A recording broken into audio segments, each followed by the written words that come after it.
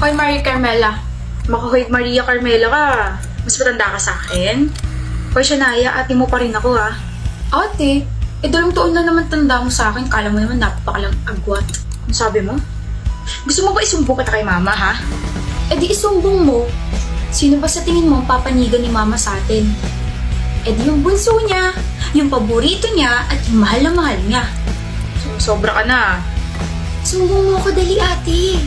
Ay, hindi mo ako masusumbong kasi alam mo sa sarili mo na paggagalitan ka ni mama kasi ikaw ang ate. At dapat ikaw ang nagpapakumbaba sa bunso mong kapatid. Kawawa naman ang ate. Hindi na nga paborito. Ang laki pa ng responsibilidad. Akala mo nakakatuwa ka?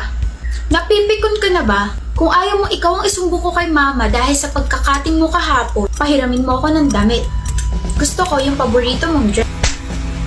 Bastos ka na! Mama, si ate sinampal ako!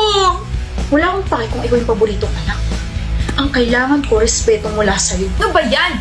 Hinak pa naririnig yung mga boses ninyo. Ingay! Ma! Magsampalan na lang kayo buong araw. Tsugas kayo? Pagod na ako magtrabaho, pati ba naman dito sa bahay, pagod din ako? Charot lang. Manaman eh. Yan po yung pang-audition ninyo sa reality show? Honey po, galing ng mga anak ko. Ma, ba't ka naman po sumingit? Nawala ang momentum namin. Sorry na, nadala lang ako ng emosyon. Pero in fairness, ang lakas ng sampal. Lakasan mo pa MC anak para mas kapanipaniwala. Tapos ikaw naman siya, Naya. Itulak mo pagkatapos sabay iyak, ganon. Ma, ikaw naman yung director ng reality show. Hindi ba pwedeng ipasa mo na lang kami?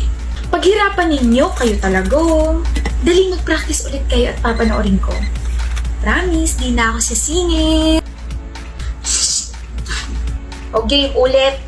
Okay. Ay, mama kasi.